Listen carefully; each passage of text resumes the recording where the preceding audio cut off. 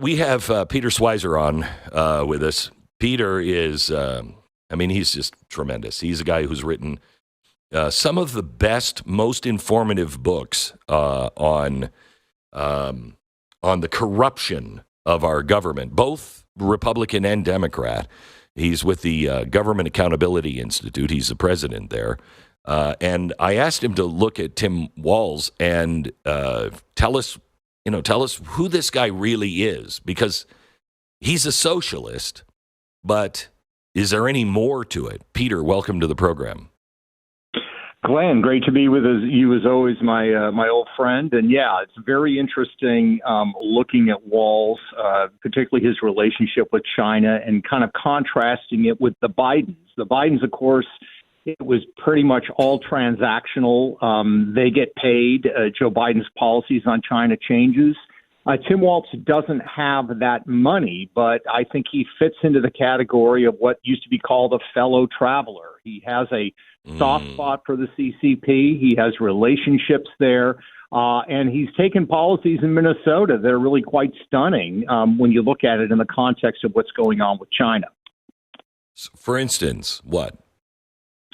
So a couple of examples. You've talked about it widely, as have others, this problem with these police departments, these overseas police departments that China has. These are designed to intimidate Chinese nationals living in the United States, American citizens, to not be critical of the CCP. And there have actually been reports of abductions. People have been abducted using these unofficial police stations to send people back to mainland China. Well, there's known to be 7 of them in the United States. One of them is in the Twin Cities. Now, Tim Walz has been very critical of the Minneapolis Police Department, police brutality, not treating people fairly. He has not uttered a word of criticism about this police station. Going even further, however, the organization, the so-called friendship organization that is running this police station in the Twin Cities, is part of a coalition with something called Minnesota Global, which is a pro-Walz-linked organization. So it's really quite interesting. The other thing I would look at, Glenn, is, again, you've talked about and others have talked about the fact that Americans are investing dollars in Chinese companies, and these Chinese companies are helping the Chinese military industrial complex grow and expand. And as a result of that, over the last 3 to 4 years, states like Texas, Florida have really curtailed their investments in China. And even states like Washington State and California have slowed their investments in China. One state stands in contrast to that. That's the state of Minnesota, that over the last 4 years, they've got $1.5 billion invested in China. 900 million of that has come in the last 3 or 4 years. And the chairman of the investment committee is the governor, Tim Walz. Wow. So, on the bright side, there's no evidence that he's taking money. On the downside, he just agrees with China. It likes their system. Yeah. Thinks they're great. Yeah, no, that's exactly right, Glenn. And there are a couple of sort of, I think, telltale signs. And of course, we're continuing to investigate this. He set up this student exchange program that the Chinese government, helped to fund to bring students to China. That, of course, was done with a known entity connected to the Chinese Foreign Ministry that has been known since the 1990s to be linked to the CCP for the purposes of, spreading the good news about the communist gospel. Well, if you look at some of the press accounts, the local Midwestern papers, when this exchange was going on, one of the things that Tim Walz was telling students, American students participating, was go to China, but, quote, downplay your Americanness.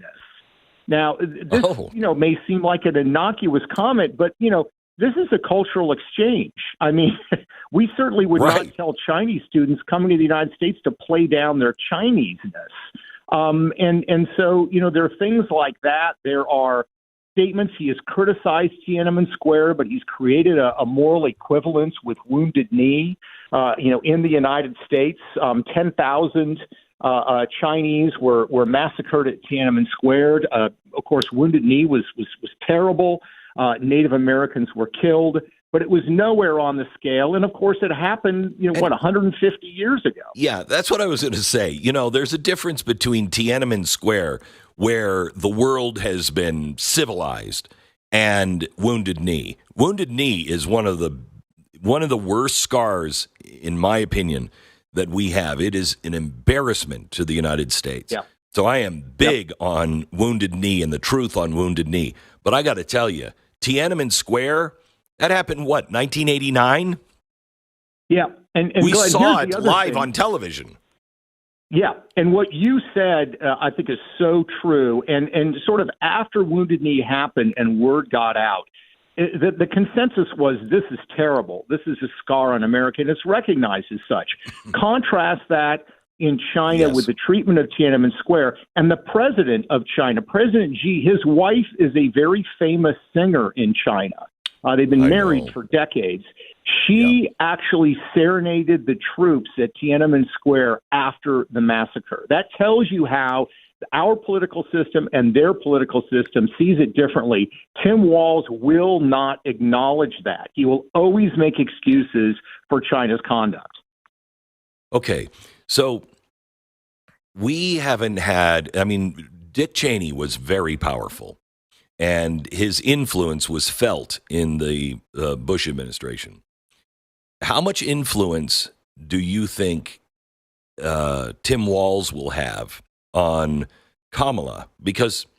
Or is it just their fellow travelers again?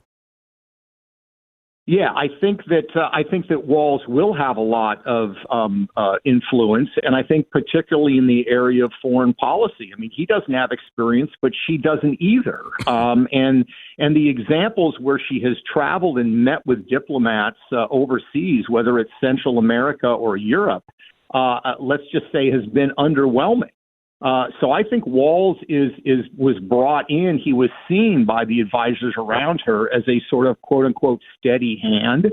And the problem is, I think he kind of, Glenn, he views himself as kind of a China expert because he's traveled there 30 times and he's done these student exchanges. When he was inaugurated as the governor of Minnesota, very strange, he invited Chinese diplomats to which they did, to attend his inauguration as the governor of Minnesota. He's given speeches to these so-called cultural organizations. He gave one in 2019 that are actually front groups for the CCP, well known. So he knows just enough to be dangerous. And I think that he would be at the center of U.S. policy towards China, given that background. And of course, we would be in terrible hands if that were the case. Yeah.